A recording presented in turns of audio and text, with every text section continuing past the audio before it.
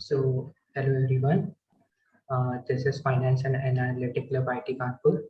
So, you'll be knowing about the transformation led by ML, how it has, how basically it has developed the new ways of making investment prediction and everything based on technologies there, like how it maximizes the investment opportunities with a smart algorithm and how one can predict when to sell a stock or when to buy a stock and the recommendation based on this.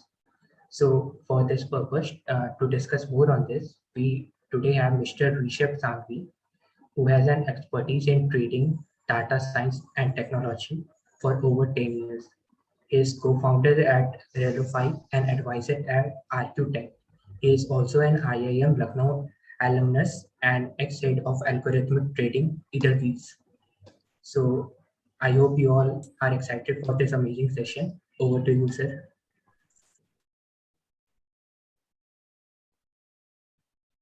Hi, good morning, everyone. Aditya, just one issue. I cannot share my screen. Just a minute. It's disabled. I have made you just I- you could now yeah. share it. Okay, got it.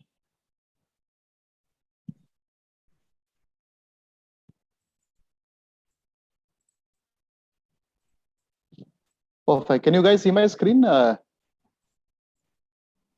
sir, the screen is. Super. So yeah, good morning, everyone. It's a pleasure to speak to all the bright minds at IIT Kanpur.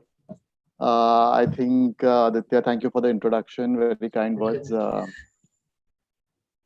So moving on, I just want to start with a little anecdote that I came around recently, right? I was near my home, there is this joggers park. So I was jogging in joggers park and I saw on the park bench this elderly couple, an uncle and auntie sitting, and they looked very romantic and in love, right? And I was quite astonished that after they looked at least 70 years of age. So I was quite astonished after 35, 40 years of marriage, how are they so happy?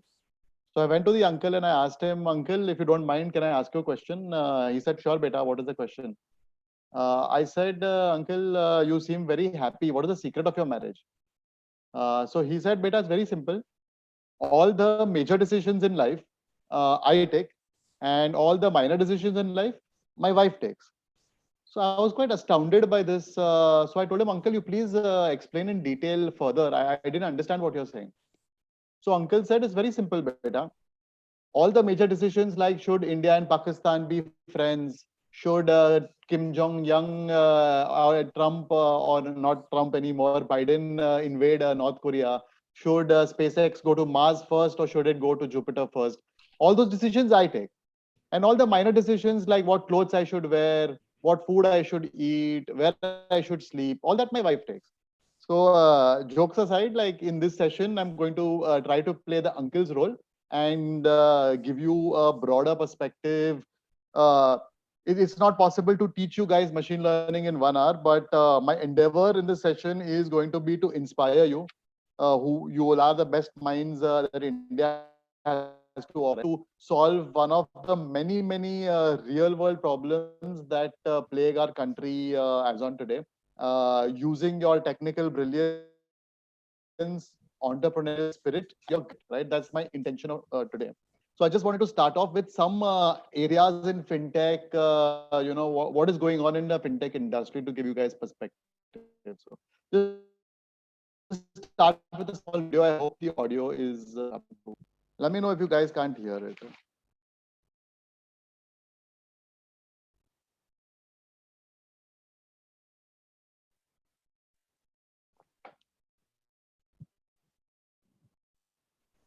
I guess audio is not shared. Audio. Yeah. Sorry, Pranshul, is the audio coming through? No, sir, the audio No, isn't sir. coming through. Sir, while sharing, there will be an option for share audio. You can just Okay. stop sharing and just reshare, like you can share again. Let me try.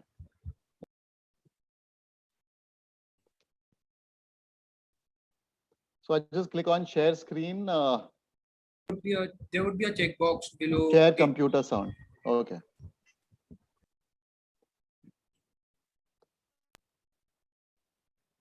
Got it.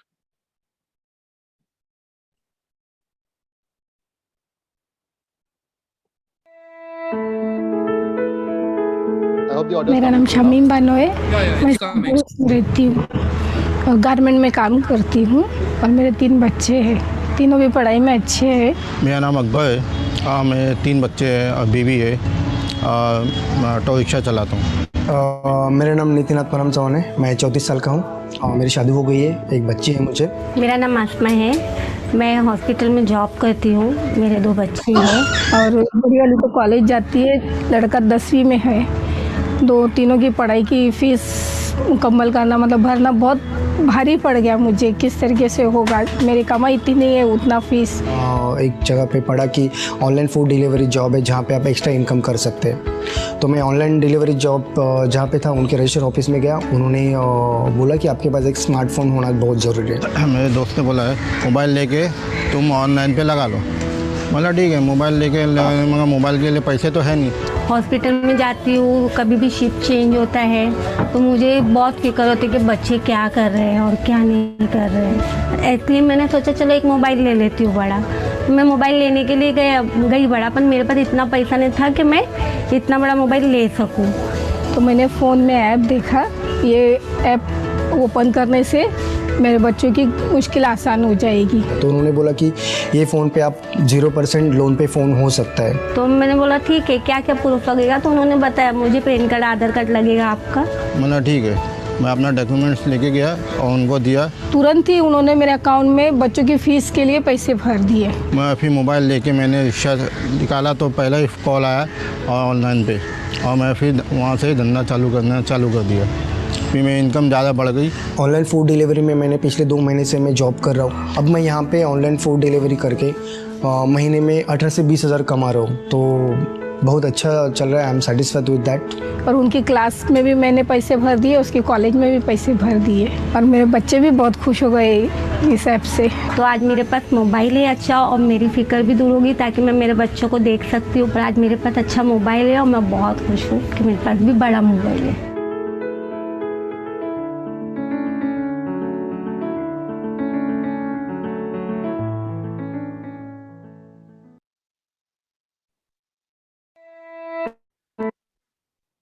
Superb, yeah. So I just want to start with this to tell you about the power of technology, right? And what you guys have in your hands.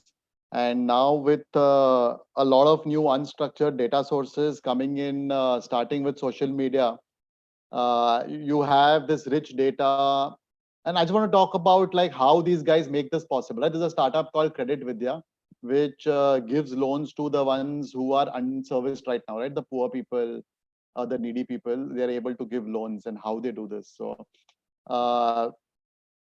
one new data set which has not been explored by the traditional banking system is social media, right? Your Instagram feeds, your tweets, your Facebook profiles, and your history on Facebook. These are used to get behavioral patterns of people, right? As well as do risk profiling.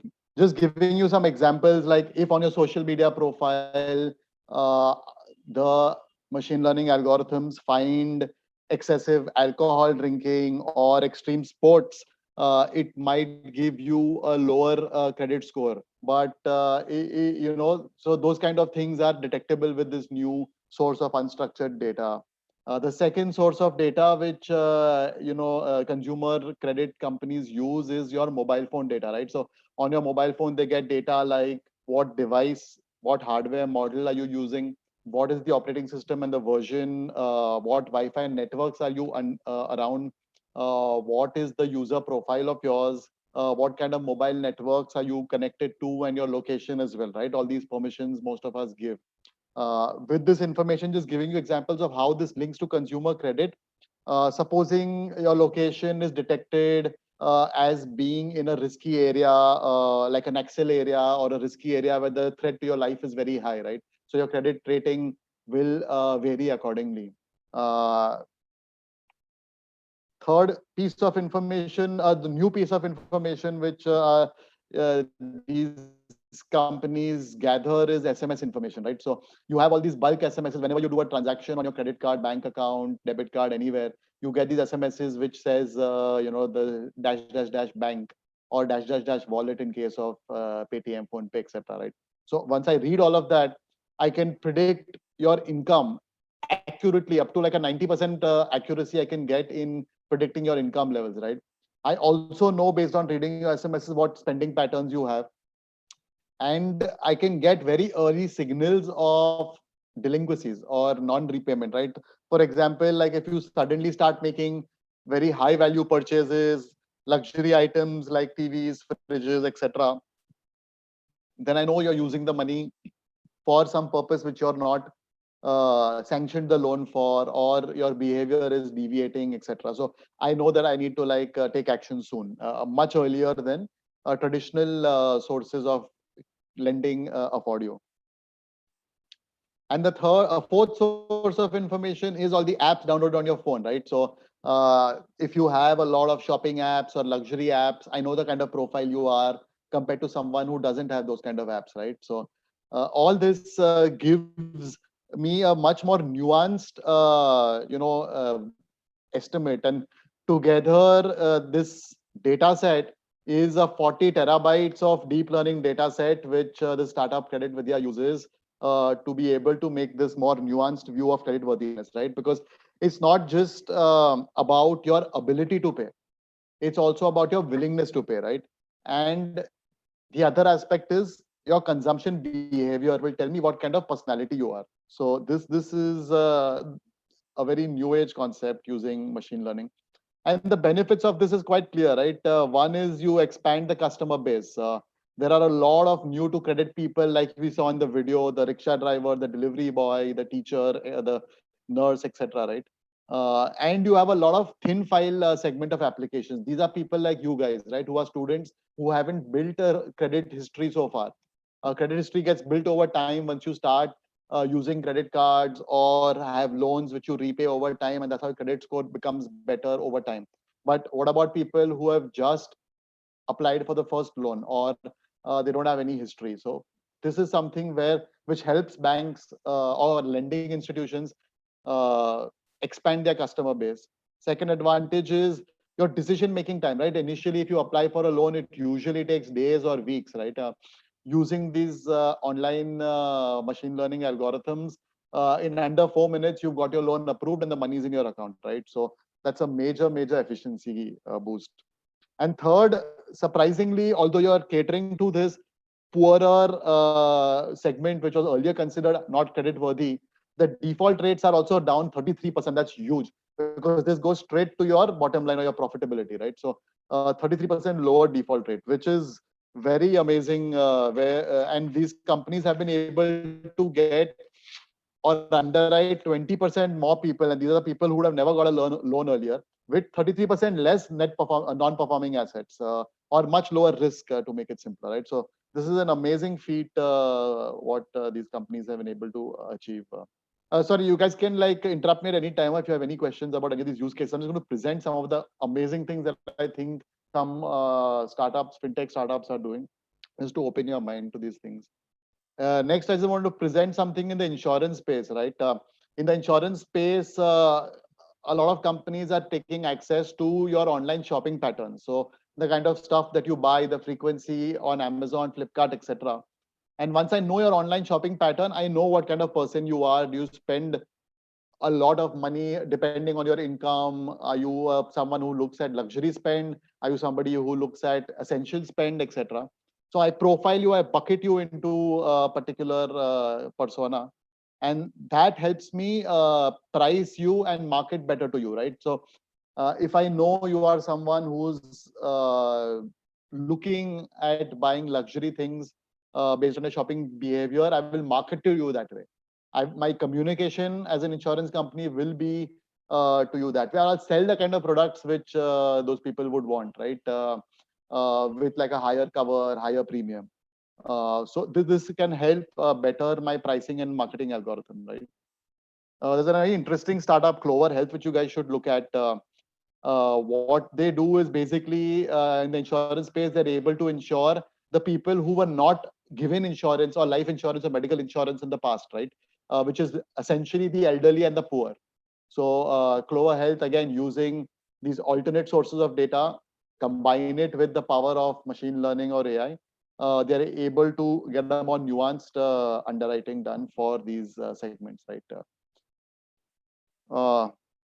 Moving on to chatbots, I think everybody knows about this because somewhere or the other you would have dealt with a chatbot in your life. So there's a field of machine learning called natural language processing, which essentially is typed text, typed sentences, making sense out of that and responding to that as a human would. So processing your spoken language. So there's a very interesting startup, Haptic, in India, which is using this. And the advantages of using this chatbots is very clear, right? Your touch point with the customers, your ability to answer customers' queries becomes 24/7, right? You can answer because these are chatbots, these are automated systems. So there is no Sundays, there is no nighttime, etc. Right? Second, you're able to reduce costs as a company by 67%, right? Just by avoiding the overheads you need of like people, salaries, sitting and answering calls. It is also an experience where you give the customers a choice. If you're comfortable talking to me on the phone, you talk to me on the phone. If you're comfortable on WhatsApp, I'll communicate. My chatbot will talk to you on WhatsApp. If you're comfortable on Telegram, my chatbot will talk to you on Telegram. There are 40 plus messaging channels which these chatbots interact with, right? So the customer, I have the choice of channel. And third, of course, is what nobody sees in chatbots is also a huge revenue potential. Your ability to engage the user via chatbot helps you identify leads where you can cross-sell other products to. So supposing someone is checking about health insurance and they ask a lot of questions about serious conditions like heart issues or cancer, etc. You can cross-sell them pacemakers, you can cross-sell them life insurance products, you can cross-sell them other kind of hospital packages, right? So this creates a lot of revenue potential to sell or cross-sell other products. The next use case I want to talk about is the bond markets, right? So in any bond market, you have a lot of illiquid bonds. There are a lot of government securities or bonds which are not traded that often. And the only way we can come up with a value of a security is if there is a price, and the price will only be there if there are buyers and sellers willing to trade, and whatever price they trade at, that is the price of the security, right? So for illiquid bonds, these are bonds which have not been traded in the last 2 years, 3 years. So how do I come up with a value or price of it if I want to offer it to my client today? So what people are doing here, again using machine learning, is you take similar bonds which are liquid, you find this similarity called using something called clustering analysis, and you take the price of these similar bonds and use that price as a proxy to price the illiquid bonds. So this is quite interesting use case as well. Let's come to trading and portfolio management. I guess you guys are all finance club guys, so this will be something very interesting to you. This is just a thought experiment I ran a few years back, where I wanted to compare what machine learning can do in trading, right? And I just took a simple strategy of an investor. An investor, if you look at Warren Buffett or if you look at Peter Lynch or most of these internationally renowned investors, their main philosophy is value investing, right? And what is value investing at its core? It's nothing but buying stocks whose intrinsic value is higher than the current stock price, right? And selling them when the market or when the stock price or the market value becomes much higher than the intrinsic value of that stock. So that's what the investor strategy is. A PE ratio is nothing but price to earning ratio, which tells me what the intrinsic value is. So 15 PE ratio is what I consider a cheap stock, right? Generally, given the growth rate in India.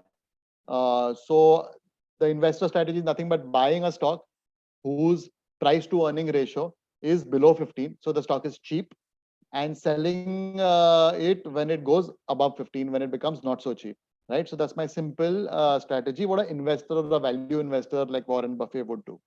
And on the other side, I have my AI engine or my machine learning algorithm, which in this case or this example, I have used a decision tree based model using some of the numbers. See, now we have these numbers, financial ratios, financial numbers of each company available readily, right? So we are using those numbers to determine the health, which determine the health of a company, like my PE ratio, return on equity, dividend yield, and growth rate, right, of the earnings. So those are the variables I give, and my decision tree model is my AI model, which will take the decisions when to buy, when to sell. Again, we ran this experiment in the top 50 stocks in India based on the size within each sector, and for 10 years, between 2004 to 2014. I'm not going to go to the details, but yeah, this is what the experiment we ran. And this was the outcome, right? So on the y-axis, you have the value of the portfolio. And on the right, so from 2003-4 to 2014 end is when we ran this experiment. So if you look at the blue curve, that is the investor's portfolio value. So of course, it's gone up steadily, and the orange curve is the machine learning systems portfolio value over time. So there are some interesting things if you look at this chart closely, right, which will highlight how machine learning works and what you should expect. In the beginning, if you see the highlighted period in green, that is the model formation period, right? Any machine learning algorithm needs some basic amount of data to identify the patterns. So in the beginning, when you don't have enough data, the machine learning algorithm, in this case, you can see clearly underperforms what the investor portfolio. Over time, it learns and it becomes better and smarter. So if you see the highlighted green portions, right, the AI system learns to stay out of the bear markets, or when markets are going down, or when the price is going down. So if you see these patches, the investor portfolio is going down, right, between 2007 to 2009, when the subprime crisis had hit and the markets were really bad. The investor portfolio has taken a big hit, right? Because but the AI system has realized that something is wrong in the market, and it has exited all the stocks and converted to cash. And that's why you see there's not much of a downfall in this subprime crisis, and periodic two crashes afterwards as well, right? So the system learns how to stay out of bear markets. It's not something that I told it to learn, but it automatically figures it out. And third, if you see, it gets smarter over time, right? So the more data you give the machine learning model, I use AI and machine learning interchangeably. I can explain why later, but it gets smarter over time. So if you see a year in 2007, it just stayed out of a major bear market, which is like a 2-year bear market. And over time, even smaller and smaller bear markets, it stays out of, right? So it gets smarter over time. Yeah, so just want to show you a deeper look into how of the AI system learning to avoid bad markets, right? This is the negative returns, or what we call a drawdown graph. So if you look at the left-hand side, the buy and hold index is how the overall market has done, the green, and the blue line is how the investor strategy has done. So if you see the investor strategy, negative returns is more or less similar to the index negative returns. But on the right-hand side, if you look at the AI system, right, the index negative returns and the AI system negative returns, there's a huge difference. It clearly learns to stay out of the bad or the bear markets.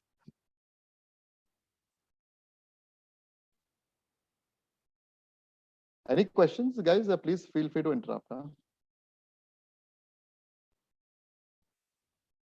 And just sharing the statistics of this, right? I just simulated this, assuming I start with the initial 10 lakh capital. So if you see the annual return, right, both the simple investor strategy and the AI strategy outperform the index. The index over this 10-year period gave a cumulative. Sorry. Yeah, Arihant, go ahead. Yeah. Sir, I wanted to ask that when you make the strategy, did you consider take into consideration the volume that is there, volume being traded?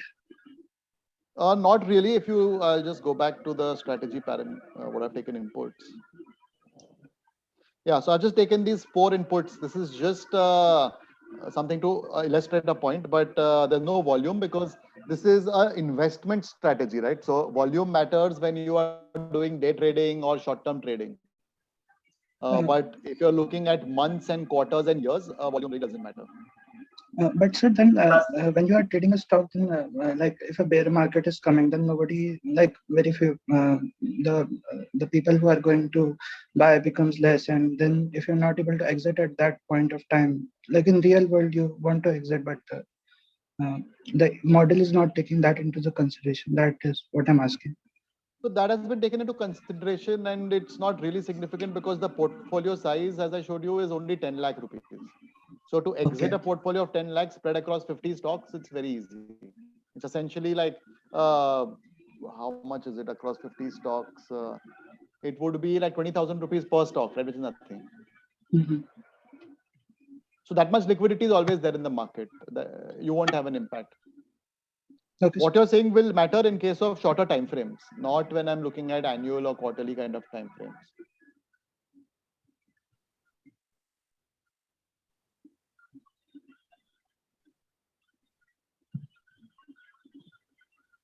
Got it, sir. Awesome.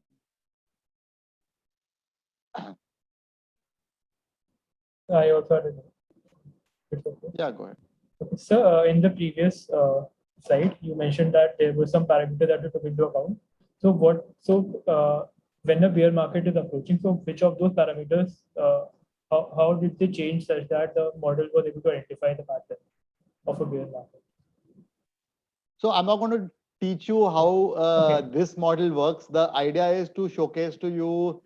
This is like a auntie type question, not an uncle type question. So I'm going to leave it for later. There are various ways, and you can make this 10 times better. This is just to showcase you what is possible, right? And not like go into how machine learning works, because that's a very long subject. Sir? Yeah, go ahead. Yeah, sir, I'm seeing that the largest winning and the largest loss both are less than the PE strategy. Can Correct. you explain like why would that happen? Why would it exit earlier in like wins before PE? So see, with machine learning, you can draw broad conclusions. Now, the largest win and the largest loss, I mean, the AI system would have missed some of the trades which really made money for the PE strategy, right? Because sometimes what happens is expensive stocks continue to go up a lot more compared to what you expect them to. Like a stock can remain expensive or a market can remain irrational longer than you can remain liquid, right? We've all heard that. So the AI system would have exited that stock. I don't know details why exactly what happened in this case, but I'm assuming it's because the system would have exited that stock earlier. That's why the largest win is smaller. And the largest loss is smaller, of course, because I showed earlier, right, that the system kind of learns to stay out of bearish markets. So it exits the positions better and faster than what an investor would or what the index does. So the loss is Thank because you, of sir. that. I see. Thank you, sir.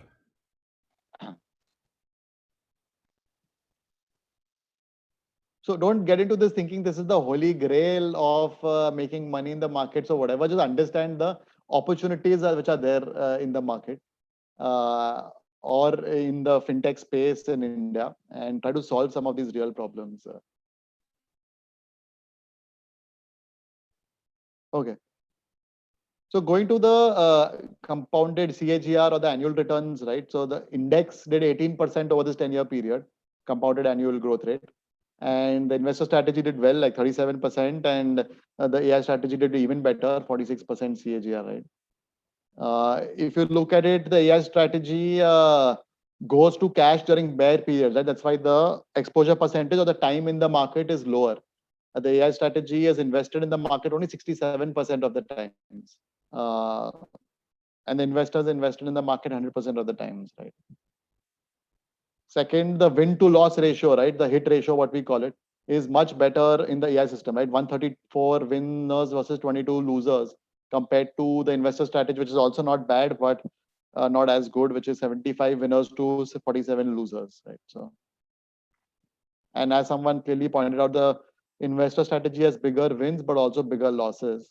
And if you look at the risk management parameters, the AI system is much better in terms of the worst negative drawdowns, as well as how many months it takes to recover the losses and the average drawdowns. And on a risk reward basis, of course, the strategy AI system comes out better. So again, the way you can use machine learning for trading and portfolio management is one of the use cases I gave you, which is building a portfolio of stocks. Other things you can do is predicting very short-term movements in the stock prices to be able to execute better. Third thing, as someone pointed out, volumes are important, so you can predict the volumes in the markets to know how much volume, how much quantity you can buy, or how much you should buy or sell. Something what we call impact cost modeling. So various use cases are there, and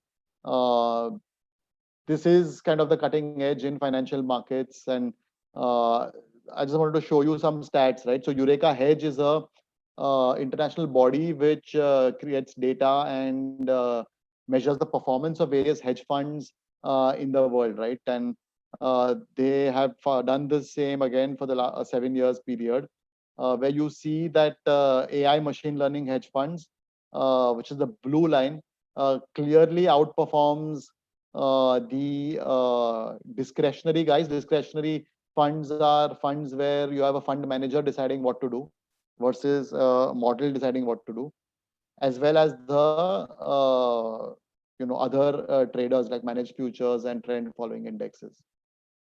So this is something which is giving you better superior performance. I think this happens primarily, if you ask me, for 2 or 3 reasons. One is humans are always susceptible to emotions, right? Machine learning models have no emotions. So removing emotions out of the entire process makes the AI algorithm take better decisions. Second, humans can assimilate information at a particular pace, and AI systems can assimilate a much larger breadth of information. I can throw like 100 different markets around the world's data to an AI system, and it'll be able to assimilate it in seconds, right? Which if I ask a human trader to look at, he'll probably get confused. Or even if he's able to do it, it'll take like weeks to do that. So the breadth of information. And third, of course, factor I feel is in terms of the pattern detection of machine learning models, right? So our human mind is able to see patterns very linearly, which means if, for the same example that I gave you earlier, right? If the price of the stock is low compared to the value, then it's good. If the price is high compared to the value, it's bad, right? It's a very linear thing. But machine learning models are able to detect non-linear patterns and a lot more nuanced patterns and interlinkages between different variables, which humans are not able to. These are the 3 things which I think gives ML models an advantage. Again, not saying that ML systems will always be better than human traders, but I'm saying there are some pros and cons. Next thing is regulatory surveillance, right? So you have all your regulators like SEBI or SEC in the US, SEBI in India, ASICs in Australia, etc. So from their perspective, they constantly have systems which look at the price and volume behavior in the markets. And if they find any, they use anomaly detection systems. And if they find any anomalous trades, they kind of use it to detect either fraudulent or circular or insider trading activity, right? And flag those trades as insider trades and investigate that further. So there's a big use case, or people are using machine learning a lot in regulatory surveillance as well. And if you look, there are prominent ventures across every space in fintech which use some kind of machine learning or tech-enabled platform, right? Right from insurance, remittances, payments, wallets, to crowdfunding, lending, credit cards, B2B business lending, to even personal financial management, credit scoring, asset management, invest tech, etc. Right? It's really booming in India. And if you just to give an example, you take a traditional bank, right? This is a view of ICICI Bank. Every product or feature that a bank offers, now there are startups disrupting across all of them, right? Like from loans, insurance, cards, agri, everything. And even if you look at the funding that is happening, right, in the fintech space, it's a very hot space. And all the subsectors in the fintech space are getting a lot of funding from payments to investech to lending to finance, consumer finance, forex, everything, right? These are some of the opportunities that I think lie in India, which you guys should explore or read up about if you're interested in fintech. These are ventures which are there in other markets, not yet in India. So there are robo wealth or robo investment startups like Wealthfront and Betterment, which are doing or offering a fantastic different offering to consumers. Clever Health, we've already spoken about, which is offering insurance to the uninsured, especially the elderly or the poor. You have security startups like Malwarebytes, which use a lot of data science, as well as Sense AI, which uses social behavior analytics. There's a lot of good startups being built on top of blockchain.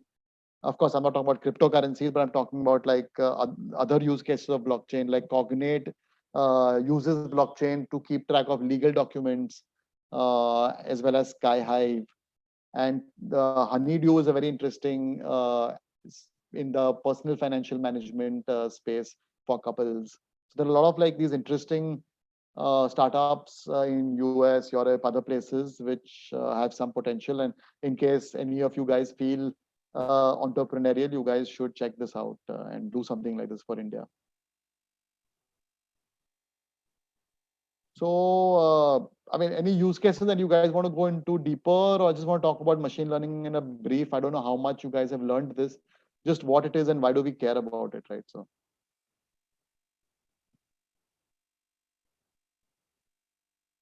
Okay, I'll move further. So all of, yeah, sorry. Somebody has a question?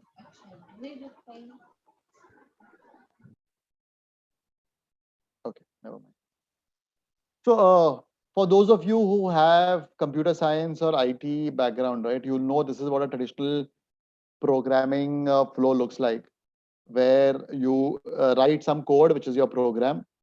You give the data also as input to the computer. So the computer has as input the program or the code and the data. It does the computations and gives you the output, right? So if you give it a program of addition and you give it data 2 and 2, it'll do 2 plus 2 and give you an output of 4, right?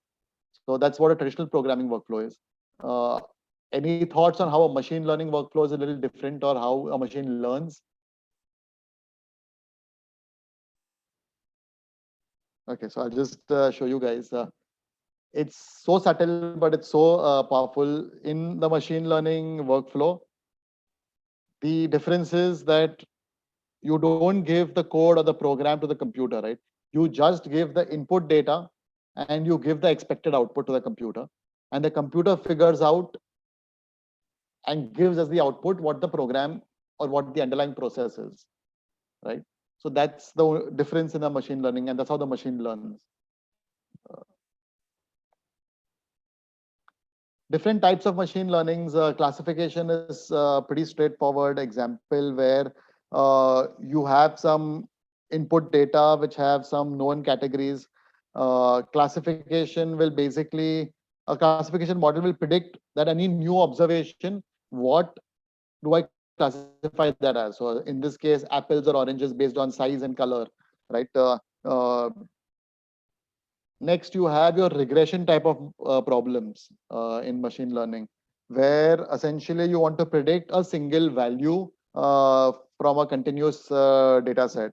So for example, you want, based on the size of the house, you want to predict the price of the house, right? Uh, Based on the size, location, time of buying, etc., various factors. So that would be a regression problem where you're trying to find the exact value that you can or predict the exact value that you should assign to the output. Third is a clustering kind of problem, right? So here the use case, like the bonds example, right? You don't have any right or the correct values, but you just have to put similar people or data points together. Now, this is an example which marketing people use a lot, right? Where based on a person's income, education, and age, you're trying to put together similar people, assuming that they have similar tastes, and you should target those kind of products based on their profile. So that is what clustering analysis does, right? Uh,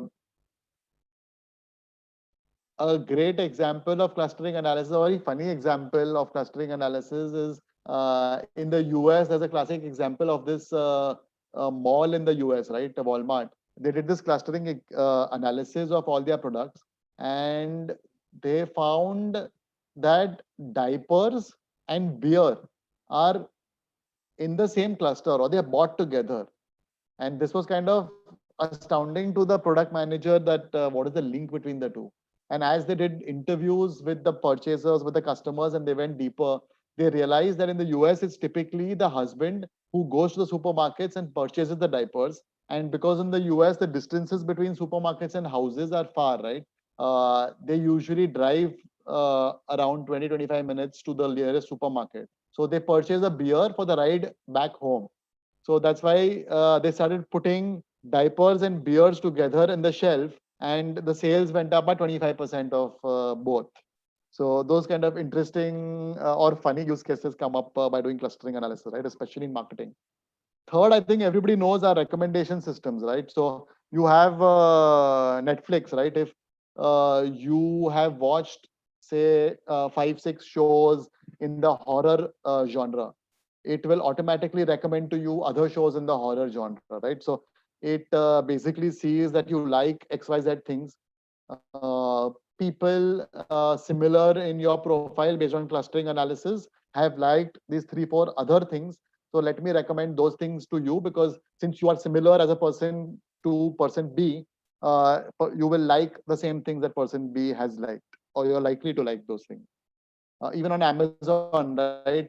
You find whenever you buy something, people who bought this also bought, and they give you a list of like 4-5 items, right? So all those are like examples of recommendation systems where the machine learning algorithm's job is to recommend something which you will also like.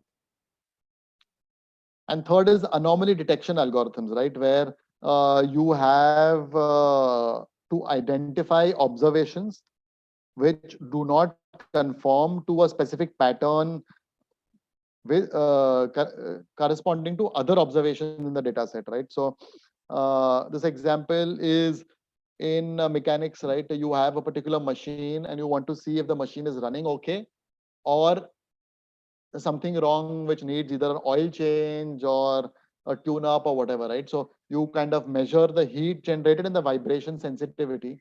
And if, say, every 5 minutes you record this, which becomes the red marks. And if the next observation is the first red mark, you mark it as okay because it's within the acceptable parameters. But if you find an observation after 5 minutes, which is the one which is on the bottom right, you'll flag it as an anomaly. It will automatically raise a flag to the line manager to tell the line manager that something is wrong. Please schedule a maintenance or an engineer visit to fix this, right? So that's a very strong use case in factories or in manufacturing industry. Anomaly detection is very large use case. And last is dimension reduction, right? So this has a lot of uses in spaces where the data is huge and you need to crunch it, right? So like in video processing or in image recognition or optical computer vision, those kind of use cases, right? Where one picture essentially is 10,000 plus data points, right? If you have a 1280 by 800 screen size or pixel size of your screen, that multiplied by RGB, right? Those many bytes of data is there in one photo. So that way, if you have a video, you really need to compress that into a lower dimension to be able to make sense out of that and detect automatically, like you have these cameras right out there which will detect your number plate. It will detect whether you are a car, etc. So dimension reduction is very important out there. So these are the broad types of machine learning problems that you will come across in life. So without boring you further about machine learning, just want to share some other things you can do with machine learning, right? Besides just fintech. Artificial intelligence, harbinger of doom, destroyer of jobs, and pure science fiction. In a world of fake news, be careful what you believe. In fact, AI has been running in the background for over 60 years, and the robots haven't taken over just yet. In 1950, Alan Turing gave us the Turing test to gauge whether a machine could think like a person. Christopher Strachey created the first AI program in 1951, and in 1996, IBM's Deep Blue became the first chess-playing computer to defeat a reigning world champion. Today, AI is no longer the plaything of governments and corporations. It's an undeniable part of everyday life. From Google search and Spotify song recommendations to X-ray analysis and Alexa, machine learning is touching and augmenting every aspect of our lives. But this moment, right now, is unlike any other in the history of AI. We're heading towards a revolutionary transformation, and the pace of change is accelerating. Imagine a world without traffic jams, where cars drive centimetres apart, freeing up road networks. Imagine safer streets, where AI help police officers predict with an accuracy of 98% whether a criminal will reoffend if released on bail. Imagine people living longer, healthier lives thanks to faster, more accurate diagnosis. Motor insurers that use real-time data to prevent tired drivers from having accidents. Banks using facial stress analysis to automatically detect ATM fraud. Virtual independent financial advisors that work proactively on your behalf 24/7 for free. Previously unthinkable levels of customer experience are the new normal. This is no longer the stuff of science fiction. This is quickly becoming the reality of AI. AI is already augmenting human functions, and its advance within business environments is truly exponential. Using AI to redefine financial products, processes, and growth is very much a consideration for now. For business leaders, there are strategic actions to be taken today that will help ensure your business is still relevant and competitive tomorrow. Virtual employees will augment the human workforce, freeing up people to do more satisfying, higher value tasks. Processes that once took whole days will take only minutes. And AI will soon be unlocking trapped value in your data. New markets will be created and existing ones redefined. Productivity will be transformed. The impact on your business and your customers will be revolutionary. With such a great opportunity comes an equal risk. Those slow to begin tactical AI projects now will ultimately be left behind, whereas those who start their journey soon will reap the rewards. Now is the time to lay the foundations of your firm's AI-driven future. Advances in AI will not merely change the way financial service providers operate, they will revolutionize the lives of stakeholders, customers, and employees forever. And the first to move will become the leaders. So let me ask you this. Do you want to embrace AI now, or wait for your competitors to embrace it first so you're left behind? AI is here. Where are you?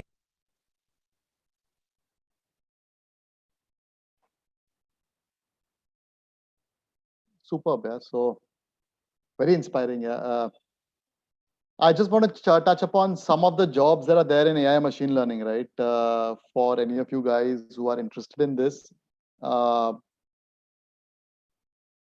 So first job role or job profile is the data architect. The data architect, broadly speaking, will design the entire data layer, what databases to use, what kind of data will be stored, what data lakes are there, how the data will flow between the systems, who will have access to what kind of data sets, all of those things, right? That's basically what the data architect does, designs the entire data layer, what we call. The second role is the data engineer, right? So once the data architect creates the blueprint for the entire data flow through the system, the data engineer is the guy who actually implements and creates those things, right? So this is somebody proficient in database management systems, data base related ETL systems, and some basic coding languages, right? Who implements these things.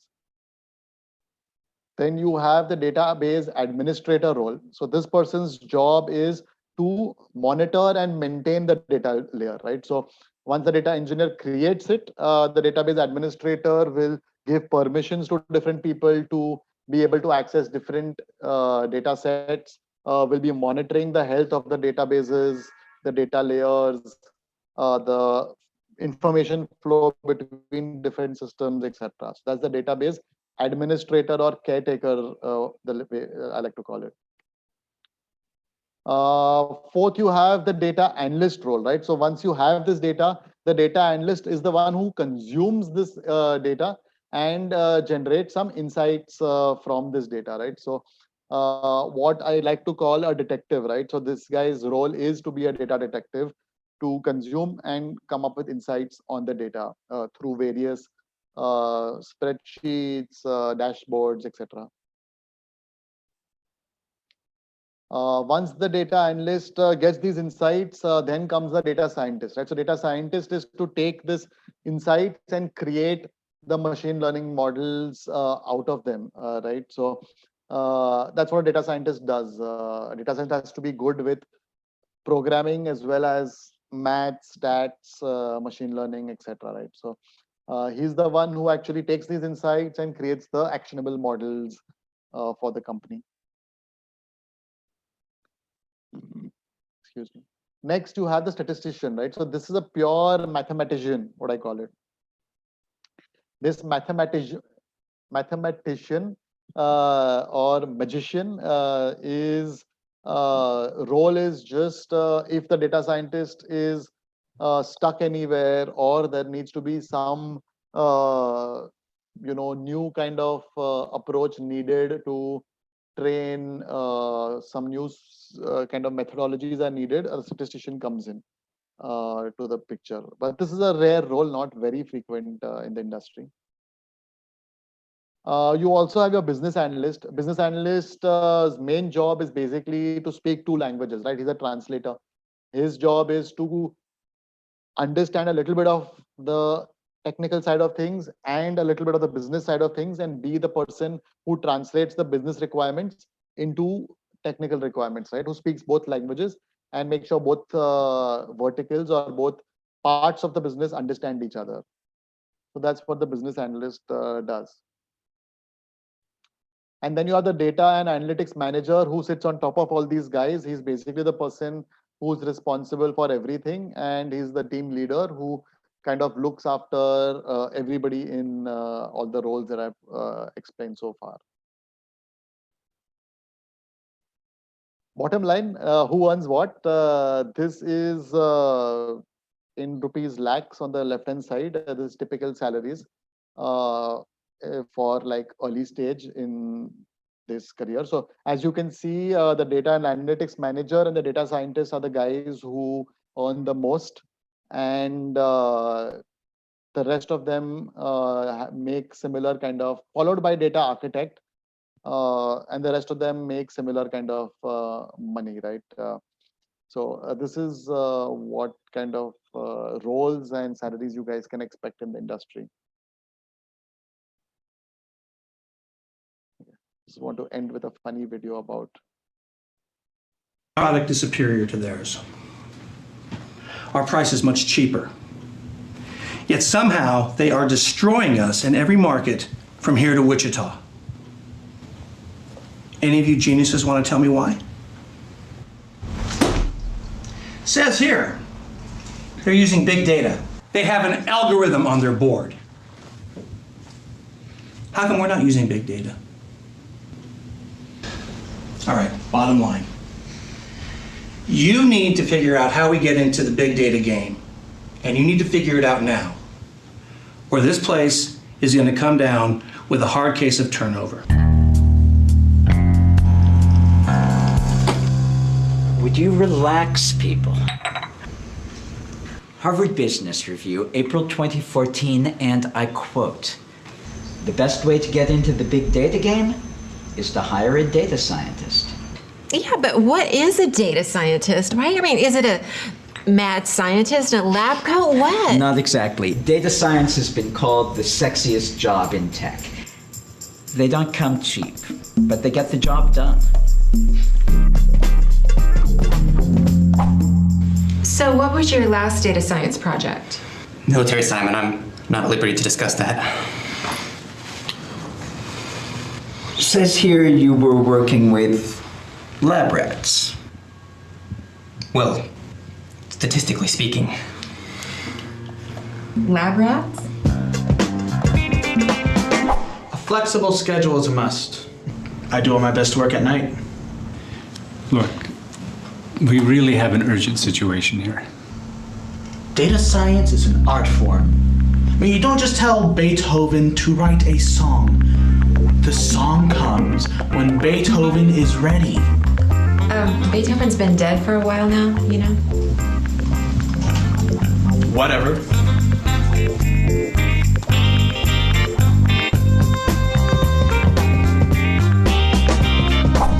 IBM, SAS, Oracle. What do they all have in common? I turned them down, okay? They didn't meet my salary requirements. No problem. You can write your own ticket here. I have 3 Italian greyhounds. 3, okay? They require a dog sitter and a nutritionist. We'll add that to the contract. Glad we understand each other. But, so we can produce results in real time, okay? Because listen, we have 10 marketing campaigns running. We need data in real time in order to test if we're effective. Don't even worry about it, okay? I can get you your data within 3 months. What? Okay. Big data. And I mean big data. Billions and billions of data points, new esoteric forms of data. You gotta factor that in. The data will speak when it's ready. Not a moment sooner. Bloodsuckers. We need them. I may be able to negotiate out the dog nutritionist. But we may not have 3 months. I have a good feeling about this guy. If we just put our data in his hands, we'll be in good shape. Let's just face it. They got us by the short hairs. If I did not know better, I think you knew I was gonna spill the coffee. I knew. Predictive analytics. We've been modeling your behavior. We use big data to predict when we need to clean up your mess. You use big data? Sure, everybody in our company does. Power of the platform. You have a data scientist? We don't need one. Platform's got us covered.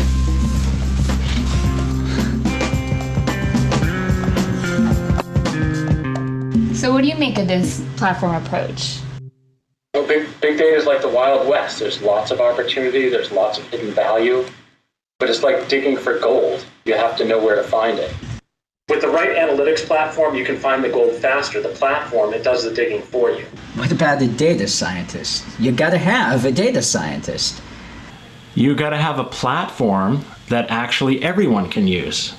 Marketing people, operations, line of business. Sure, data scientists can use the platform too for the gnarliest of discovery problems, but if everyone can use it, everybody wins. Analytics for everybody? Now you're talking like it's 2014.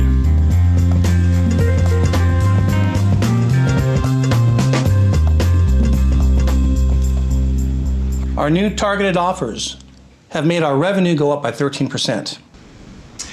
We've had an 8% cut in customer churn thanks to the new loyalty program. And we are expanding into 3 new markets. I gotta say, this whole big data thing is really growing on me. Now, what about the big picture? We hired a data scientist, one with real world experience. 2 words. Words to live by. Analytical enterprise. If we want to win, we all have to think like a data scientist.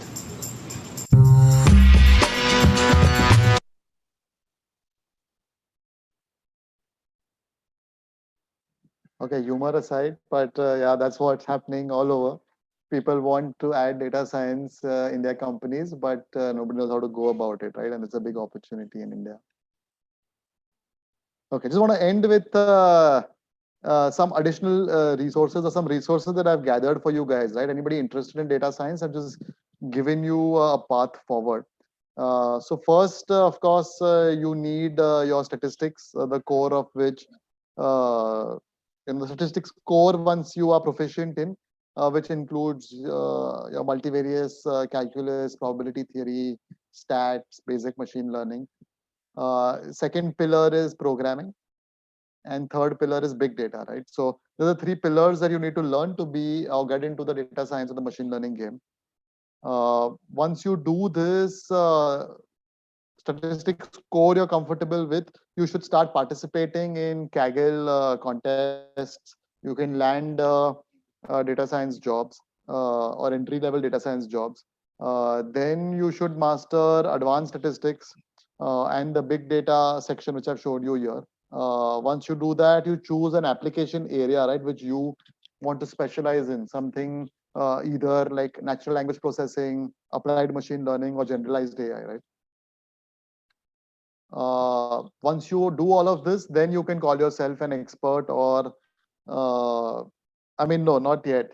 Once you do all this, you can call yourself an expert when you're able to refer to papers from NIPS conferences or ICML conferences, right? That's when you know you are really a data scientist, you've mastered data science or not. But these are the areas which you guys need to cover. Don't worry, I'll share this a shareable version of this presentation with Divyanshu, and he can circulate it amongst those interested.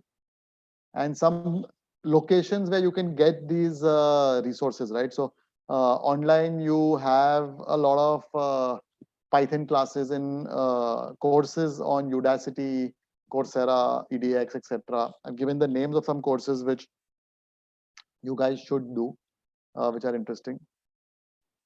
There are also some books for people who prefer to like read books.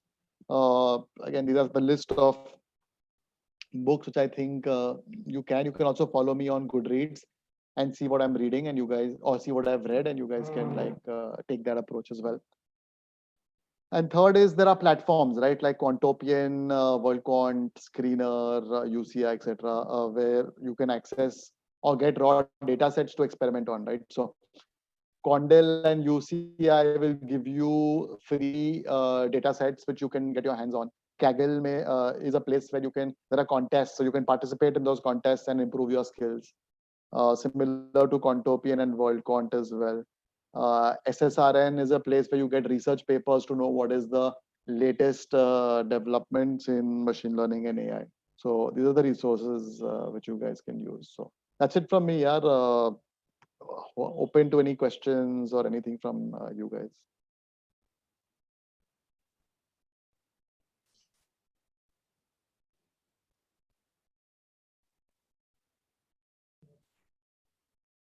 Thanks a lot, sir, for the session. It was definitely a Oh, great I had a learning question. experience for us. I had a question. Just a second. So you just mentioned some of the resources for the machine learning part. So I just wanted to ask, like, let's say someone who wants to learn machine learning in finance. So let's say someone learns machine learning from these resources. So like, how should one go forward to like apply those in the fields of finance? Like, I want to like know how should we proceed for the intersection of those two fields.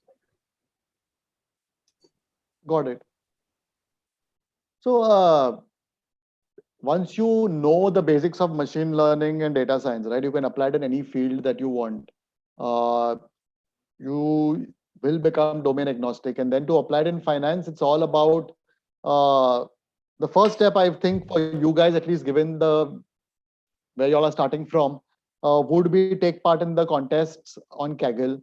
Once you're able to solve those Kaggle problems, actually take a real world data set and get your hands dirty and start experimenting on it, right? How good you are at solving finance problems, there are two components. One is knowing your technical skills of machine learning, programming, statistics, etc. And second is how well you understand the domain. Now, data scientists usually work with domain experts who help them understand the domain, and that's how they're able to solve the real world problems, right? So to apply to finance, start with these online contests on Kaggle, etc., Contopian, Kaggle, WorldQuant, etc. Build some skills, then take real world data, which is available in those resources which I shared, Condel and UCI, etc. And start building your own models. You'll get some experience, and that's how you'll improve your skills. Because the problems on Kaggle, you have very clean, structured data sets, right? Real world mein itna easy nahi hota. You spend 80% of your time working with the data and feature engineering. So that's the next level of experience you'll get when you take real world data and try to solve problems. That will take you to a medium intermediate level, and the final will be when you start reading papers, research papers on SSRN or NIPS, then you will really go to the next level. But the only way to learn is by doing, yeah. Okay, I get practice is secret. Yeah. See, eventually you will get to that stage where you'll develop an intuition, right? Like building these machine learning models is very easy. It's more or less standardized by now. And you have a lot of these auto ML kind of approaches also, where you just give the data to an auto ML package or a platform, and they will build the model and give you the output. You'll choose the best model, choose the best features, do everything and give you the best output, right? So all those things are also there. But what skill you'll develop over time is when something is not going right, when your predictions accuracy is not coming the way you want, or your model is misbehaving in certain circumstances, why that is happening, to see which part of your machine learning pipeline where that's happening. Is it happening at your data level? Is it happening at your feature level? Is it happening at your model selection level? Is it happening at what level? That intuition and what to do about it, that is something that you'll develop over time.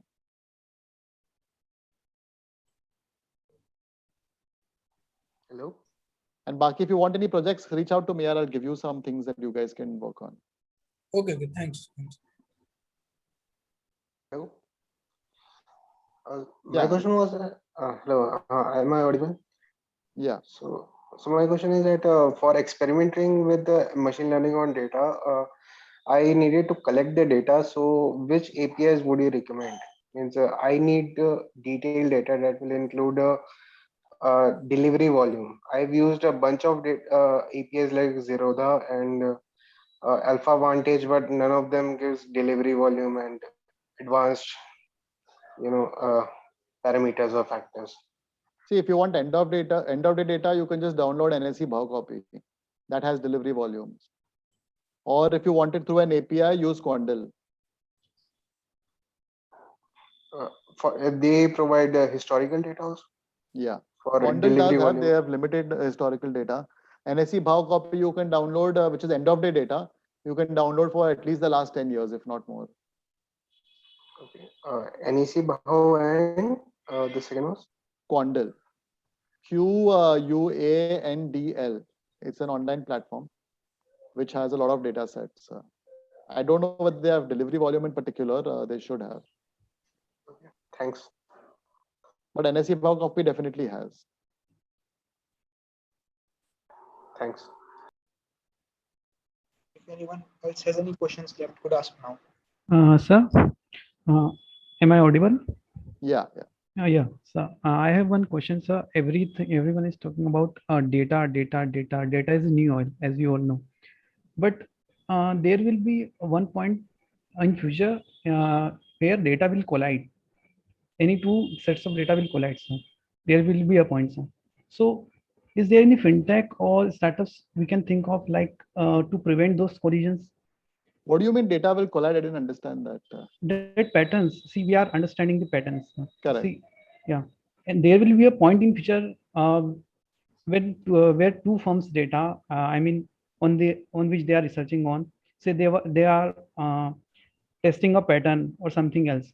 Then two patterns will collide in the future, sir. It will going to happen because everyone is working on that, sir. So how would Collide we? means what? Like you mean they'll find similar patterns, or what does that mean? They will use similar studies. They will collect a data from a user. Say, sir, they have collected a similar pattern, sir, and they all will approach in the same direction, sir. And on the consumer side, say for example, I will take the example of a stock market, sir. Uh, see, if all think that let's say we have to bought up at a P valuation of 47 or 48, sir. Then as soon as that the particular stock is going to trade at a valuation of that, then sir, every we can say every trade will executed at that firm, okay, at that point, sir. So how would we stop this? Because I want to just know how we prevent the data collision of everything, sir. Yes. No, that is different. You're talking about if everybody is detecting the same patterns or has a similar models and they're all acting in concert together, then that will end up impacting the market price, right? Because at the same price, there will be, everybody will start buying. So the price will go up just because of the buying based on this particular pattern or say PE greater than 47 or whatever is detected, right? If everybody's detecting the same thing. That is very unlikely, I would say, because the patterns which are detected is very dependent on how much data you give it. Everybody's not going to give the same amount or the same time period of data. Second, your universe might be different. I might take the top 50 stocks, you might take the top 100 stocks.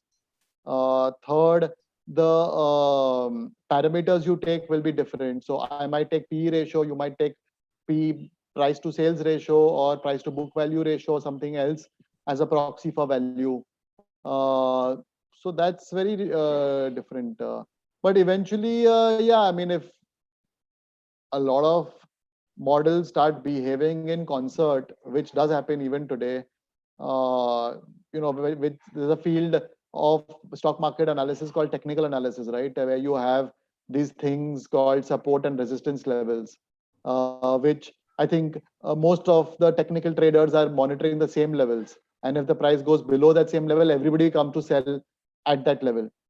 So those things happen today also. And the way the market deals with it is not everybody's looking at technicals. You have a very wide variety of participants all doing different things, right? So for example, you have a long-term investor like Rakesh Jhunjhunwala, who doesn't really care if ITC ka support level is 200 or not, right? He's going to buy irrespective.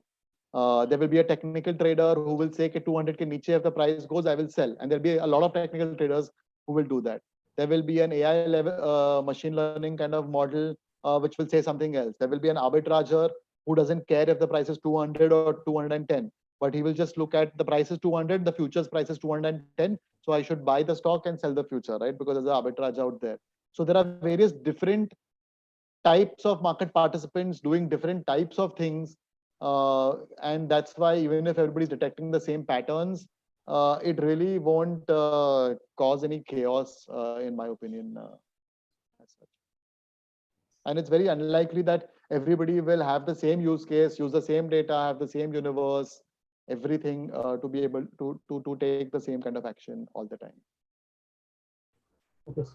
Yeah, it's more theoretical or science fiction, like the Terminator taking over and those kind of things. Jo sunne mein aata hai, but we are far away from anything close to that.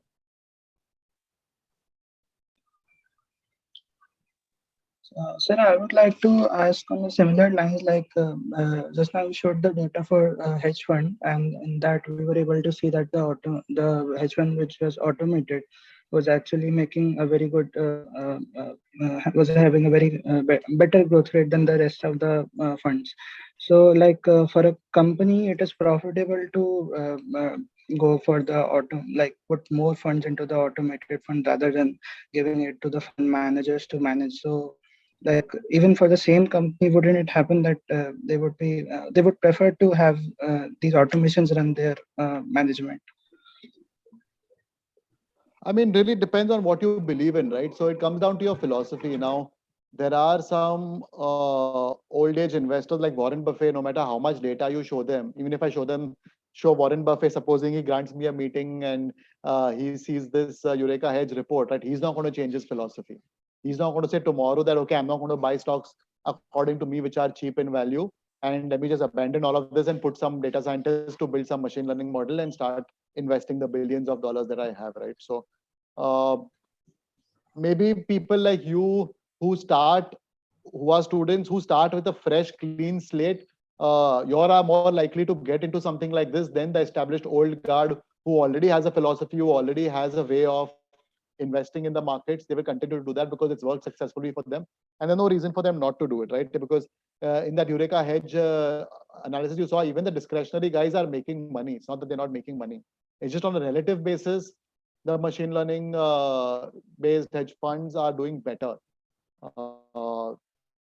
So yeah, I mean, it is, the data is very clear that people should be using these tools either completely autonomous, where the machine learning models decide what to buy, when to buy, and start buying it, or as at least a decision support tool where the machine learning model recommends you something and then the fund manager can decide or add a further check, discretionary check on top of that.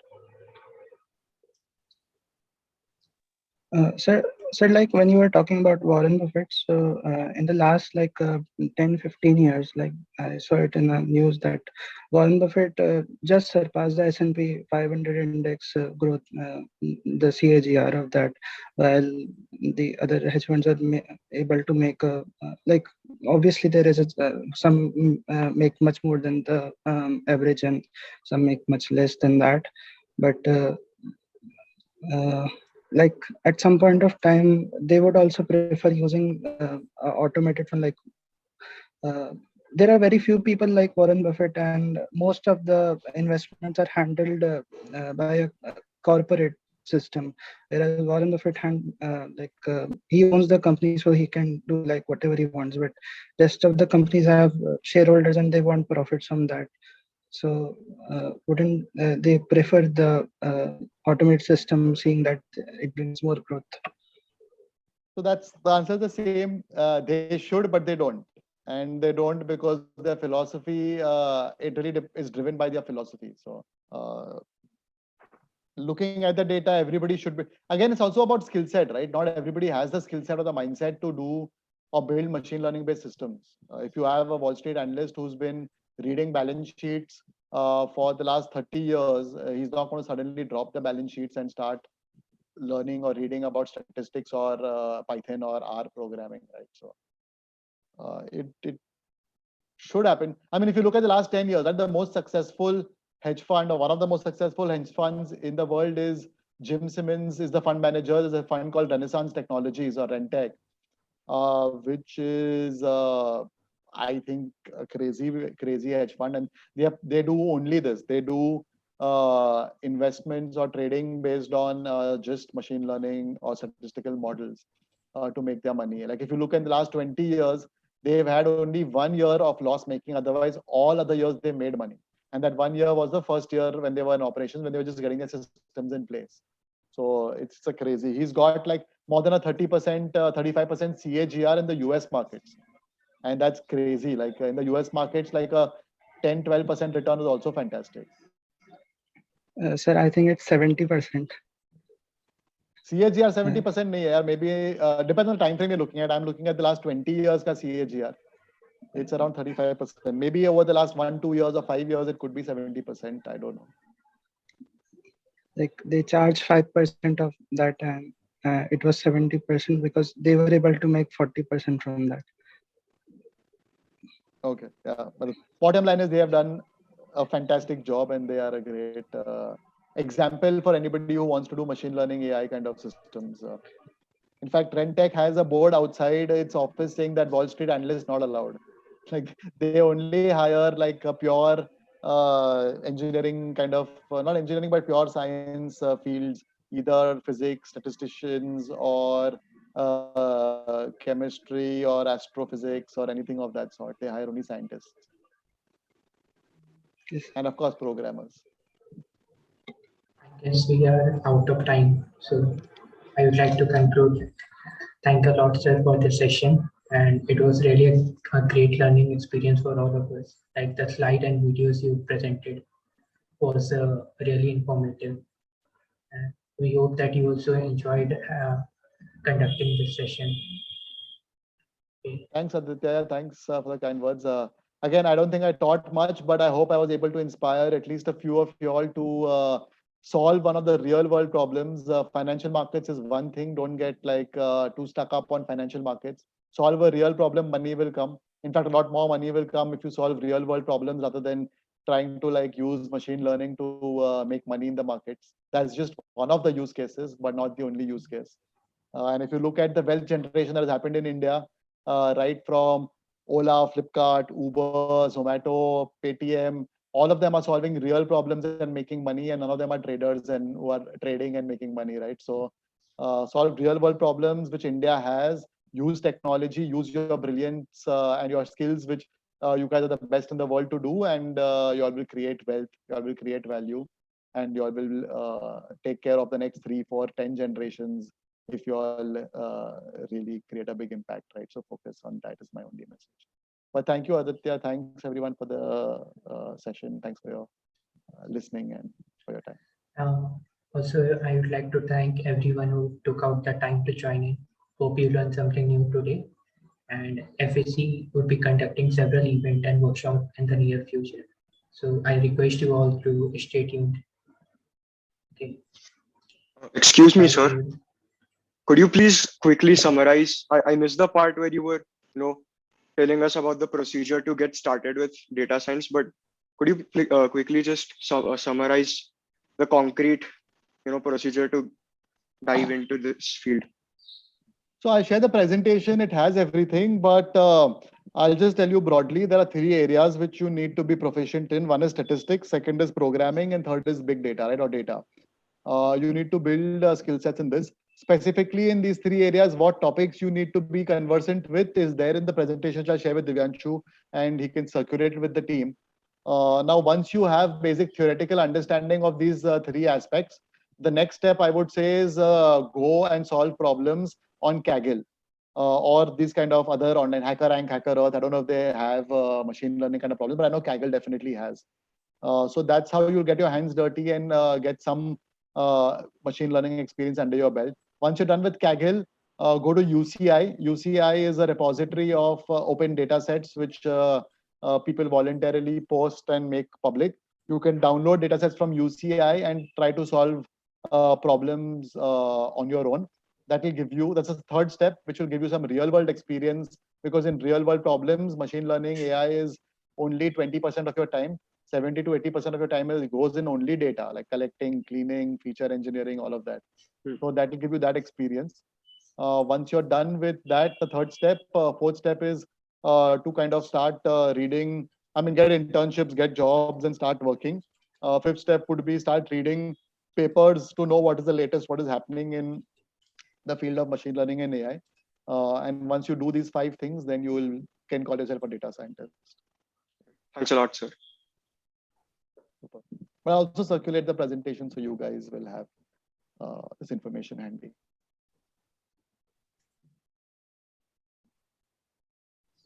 Thanks for your time, sir. I guess we can end the meeting. Thanks. Cheers, guys.